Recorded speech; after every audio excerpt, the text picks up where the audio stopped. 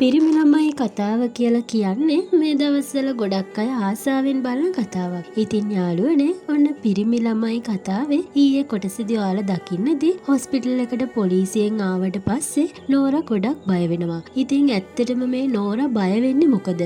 ඉතින් ඒකට හේතුව ඔයාලා මේ වෙනකොටත් දන්නවා ඇති. ඉතින් යාළුවනේ නෝරා නොකරපු වරදකට එයාට හිරේ යන්න සිද්ධ වෙනවා. ඒ වගේම එයා මේ ලෝකේ ගොඩක්ම ආදරය කරන කෙනා එයාගේ ඇස් ඉස්සරහා පිටම කෙනෙක් ඇවිල්ලා මරලා දානවා. ඉතින් අන්න ඒ දේවල් නිසා නෝරා මේ වෙනකොට ලොකු මානසික පීඩනයකින් ඉන්නේ. ඉතින් සුරේන් නිසා නෝරා දැන් ටික සුවය ලැබමින් ඉන්නේ. ඉතින් යාළුවනේ කතාව ඉදිරියේදී ඉක්මනින්ම නෝරට සිහි කල්පනා වෙනවා. ඔයාලට බලා ගන්න පුළුවන්. ඉතින් නෝරට සිහියාව කියලා කියන්නේ ලොකු අභිරහසක් විසඳෙනවා කියන එක. මොකද සුරේන් හාමුව මැරුවේ කවුද කියලා දන්න එකම එක කෙනා නෝරා විතරයි. ඉතින් අනිවාර්යෙන්ම නෝරා ඒ දේවල් පොලිසිය ඉස්සරහා වමාරන කොටස වැඩි ඈතක නෙමෙයි කියලා තමයි අපිට ආරංචි වුණේ. ඉතින් යාළුවනේ කතාව ඉදිරියේදී මෙන්න මේ සිදුවීම් ටික ඔයාලට බලා ගන්න පුළුවන්. ඉතින් ඒ විතරක් නෙමෙයි නෝරට සුව වුණාට පස්සේ සුරේන් එක්ක තියෙන මතකයන් අමතක වෙලා යනවා.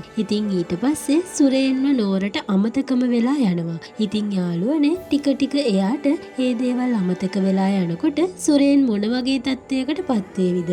ඒ ගැන ඔයාලගේ අදහස පහලින් කමෙන්ට් එකකින් දාගෙන යන්න අමතක කරන්න එපා. ඒ වගේමයි ඔයා තවමත් අපේ channel එක subscribe කරලා නැති යාළුවෙක් නම් channel එක subscribe කරගෙන යන්න කියලාත් පුංචි ඉල්ලීමක් කරනවා. එහෙනම් අදට මම ගිහින් එන්නම්. ඔයාලා හැමෝම පරිස්සමෙන් ඉන්න.